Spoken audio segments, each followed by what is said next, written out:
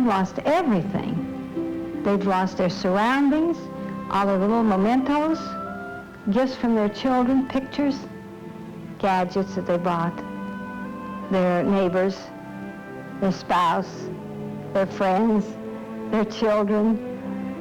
I always feel half ill when they come in. I know they feel badly, and I do too. Compassion, I suppose.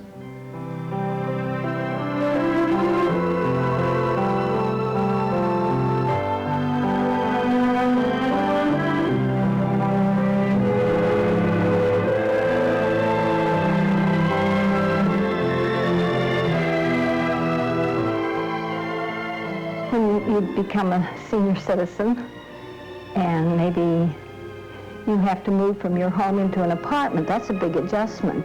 But still, you're going to be the boss, and it's going to be your home. But when you move into a nursing home, well, take an older person that is taken out of their home and brought into a strange place, and all these people in white and other residents, why, they're kind of, they're scared, afraid. It felt awful. I just felt like I was out of place completely. Nobody liked me, nothing of that kind. I was afraid when I first came in and awfully nervous, and then everybody look at me, I'd feel something jumping up and down my stomach. I thought they were putting me in here, discarding me to get finished with me and let me die. They think they're going to be treated very cruel. Some of them will say they'll beat up on you, things like that. And the food will be terrible, the nurses will be mean, and you won't be able to do anything only when they tell you you can do it. They're from the older generation, and nursing homes to them is a bad, bad word. And they feel like they have no friends. Feel like they have nothing, nobody. That's the way I think they feel, that's the way they act. They've had their own homes, they've had their own jobs, they've been the head of their household, and to come, to a nursing home, they feel like they don't have anything to hold on to anymore. They've got just one room, lots of people around them that they don't know. The nurses aid. The meals are different, they're served certain times. Just all a different environment, everything. It don't make you happy, in other words. I'm here because I have to be. And I had a heart attack over there. And then I knew that I would have to go to a nursing home because I was by myself. And the doctor said that I couldn't live by myself any longer. And I couldn't keep house by myself. So there wasn't anything else to do but follow them around from place to place, state to state, and I got tired of that, so I just fell over a nursing home. I think people get the wrong idea that as soon as you get old, you're put into a nursing home. A small percentage of people go to nursing homes. If they're able to take care of themselves at all, or they have any member of the family who can take care of them, they still stay home. I had an apartment, me and my sister, and she got so she couldn't do the work, and then I got so that I couldn't do the work. So somebody had to do something, so I decided to go on a nursing home, her and I.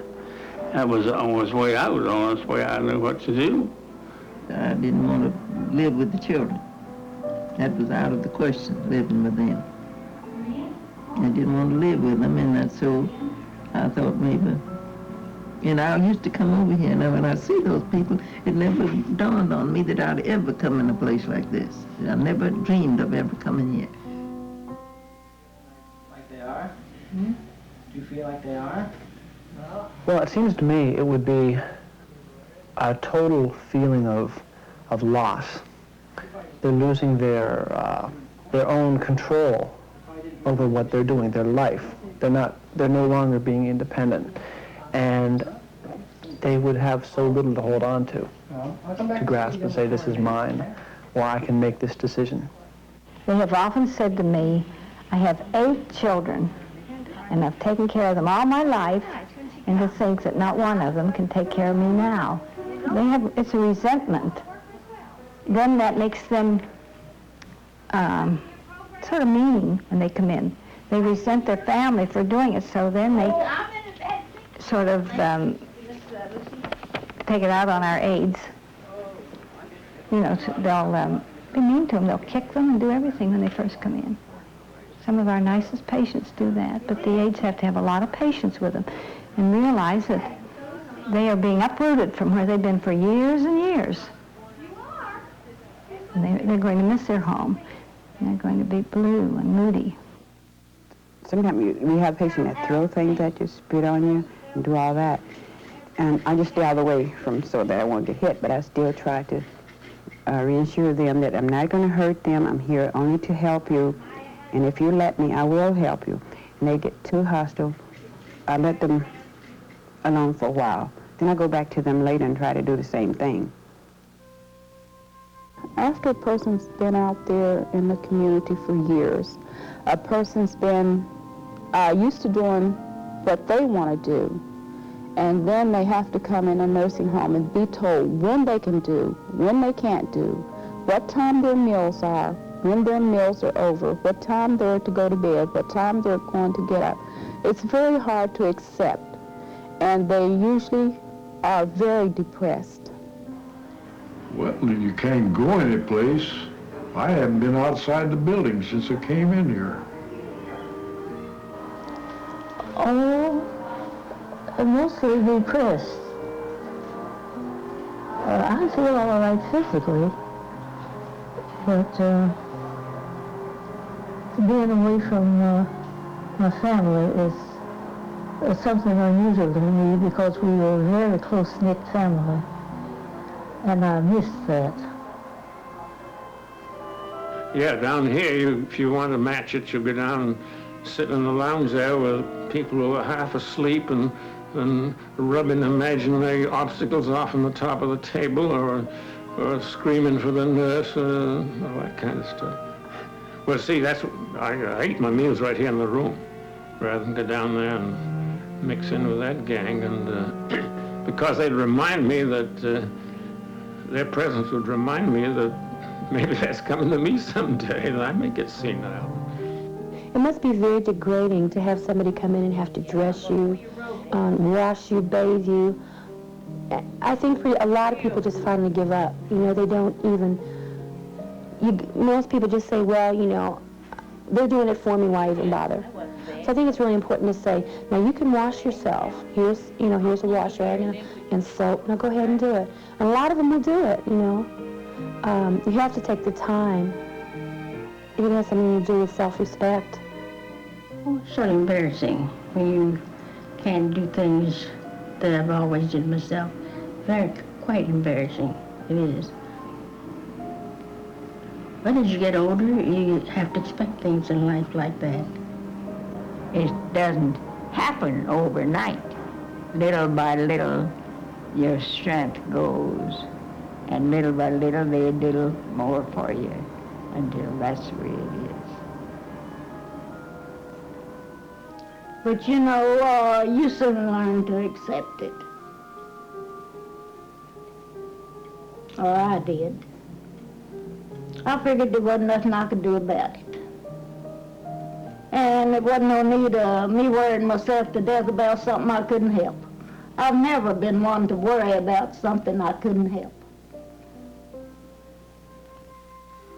Some people who are flexible and versatile can make the change quite readily, and others it's a traumatic thing to have to give up so many things. But it's a rest home. You have certain privileges and certain privileges you don't. No, I don't think I might, but I don't feel like I'll ever get used to it. There's not much you can say or do that's going to change the fact that they've lost everything. You know, you can be their friend, you can listen, you can sit down and say, you know, talk about it, cry about it, get it out. Because a lot of people hold it inside, and if they just finally get it out and say, I've lost everything and I feel so you know, discouraged or whatever, you can encourage them to get it out, talk about it, you know, make their feelings known. I thought I'd be dead and buried a year and 3 months ago. You thought that? Yep. See, you came a long way. I used to, every time I went to bed, I'd just sob and cry. And once or twice I was a-crying, and I don't know what I was a-crying for. I was sad and missed all my folks. But somebody come in and sit down on the bed, men and women, fellows and girls, and talk to me and take hold of my hand. First thing you know, I was talking to them, and a little bit I was going to sleep. I never try to tell them what to do. I ask them what they want to do, you know. I never tell them what to do. I don't think that you should. I ask them what they want to do and how they want to do it. And I don't want to come in and change anything that they're used to doing. I want to work more or less with them than against them. You know, it's better to find out what they want to do and how they did it, and then they cooperate with you better. One thing that I do is offer choices for them. Would you like to wear your pink dress or your blue dress today? Instead of just yanking one out and putting it on them. And enough of these small things could give them a feeling as though that they're controlling their life. Would you like to use a comb or a brush? Or would you like to go down to the lounge or out on the patio? Just little things like that. You're giving them the right to think. Letting them know they still can think for themselves. They still have a choice to do what they want to do. Good?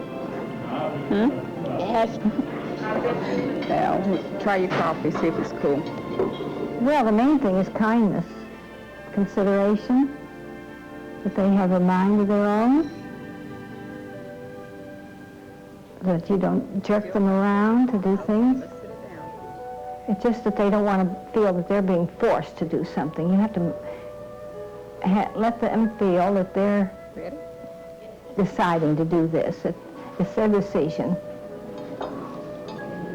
Good to see you there. Thank you. When they jerk you around, boss you around, you know, it makes you feel bad. I know I will cooperate with them because I know they'll do the right thing by me. But some of these others, I would do the same thing with if they would let me. But some of them don't take the time. They'll come in and say their harsh words to you and go out the door. I'm used to being friendly, and I can't understand. There's so many of them walk up and down, the walkathons, I call them. They walk up there and they stand at the door and they look at you as if you was a freak. Well, they really need to be loved. Take that extra to touch them, to hug them, or, oh, how pretty you look today, or how nice, and things like that. Understand it's got to be an emotional upheaval for them just to be sent here, to be put in here. The most important thing is to care. If they really feel at a loss, it's amazing what just touching them can do, just holding their hand. Realize that they're human and treat them like they're your family. You just have to care for them, love them, understand them. Some of you may not understand right then and there, but you just have to work with it. If they need advice or need to talk or anything like that, you know, you're there. If it's only 5 minutes, sit down and talk to them and laugh with them and tell jokes with them or whatever. And it gives them a good feeling, too, that we're not just here as nurse aides or what have you, but we're here as friends. If they really feel good vibes coming from you, then they'll kind of, you know, let loose and let you, you know, help them with whatever they need. But if they feel the other way, if they feel like you're just there and you want to hurry up and do what you have to do, forget it. They're not going to cooperate. Well, see, if I figure they're going to hurt me or something like that, I sure don't cooperate with them. No. Mm-mm. I would cooperate then if they'd make an explanation of it. Some of them didn't do that. They just say some harsh words and go out of the room.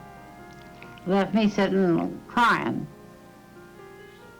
See, nobody knows how the other fellow feels. That's one thing. I don't know how you feel. course, you're young, and I don't know, you don't know how I feel.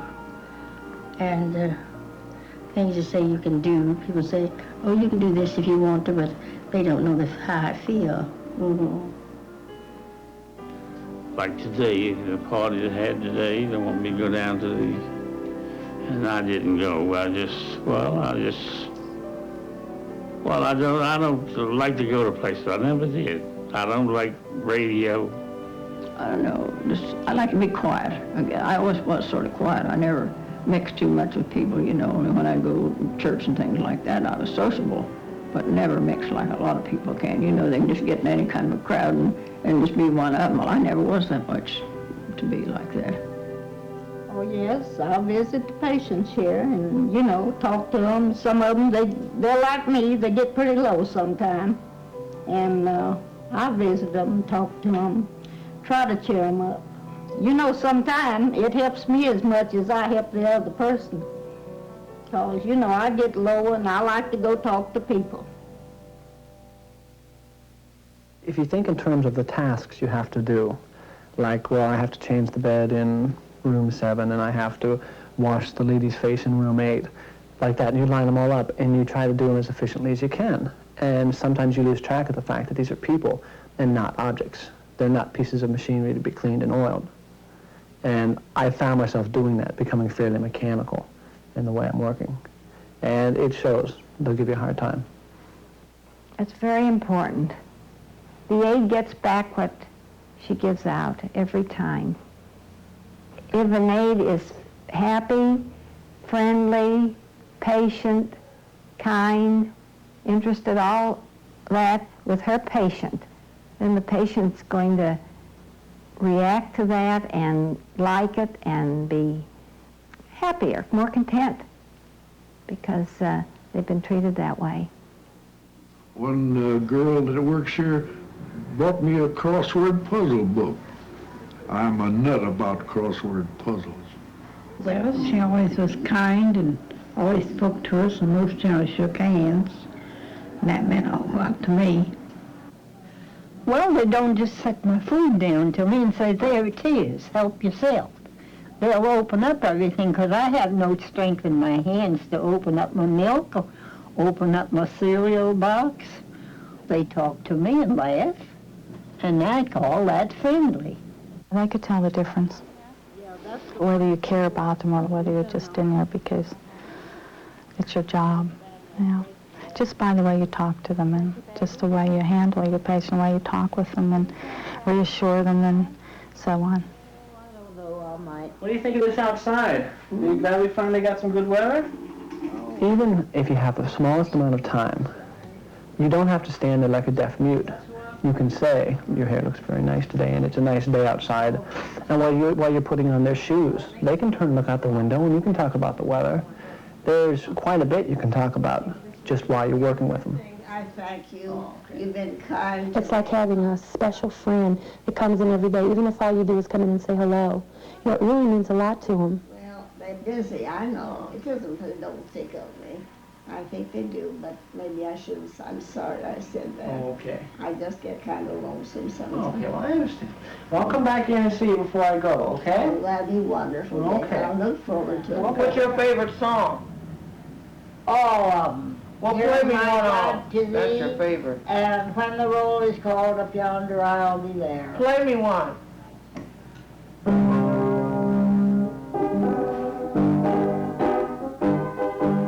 Your work is important as far as nursing care, but the patient is much more important.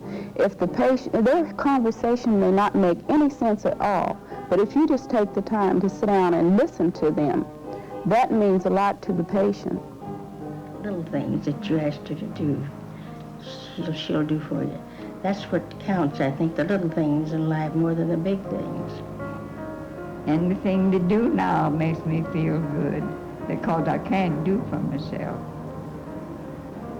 When you have somebody that's friendly and they want to do and want to help you, you feel more towards them. Well, you know, it makes you better to have a good aide. They can cheer you up too.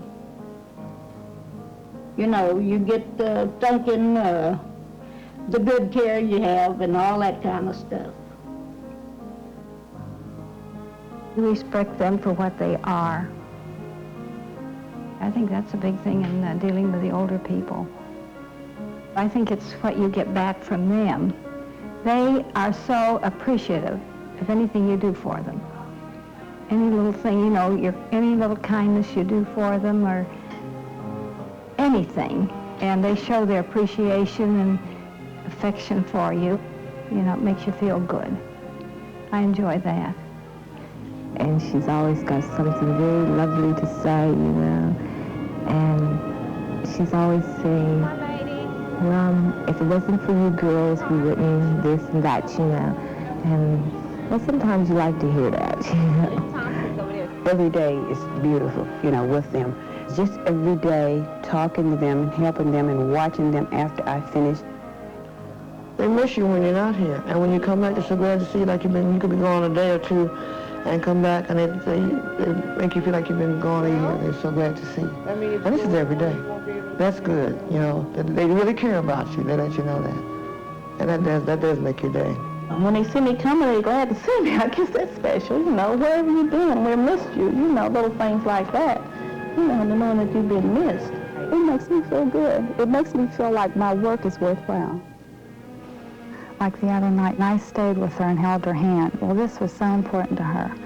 Because she even brought it up the other night. She says, Mary Ann, I'll just never forget, you know, the night that I almost died and you stayed with me. And I think these little things like that gives me a lot of satisfaction. And, you know, just that a lot of them don't even know my name, but they still, you know, in some way give me some sign that they know that I'm, you know, there with them and that they like what I'm doing for them.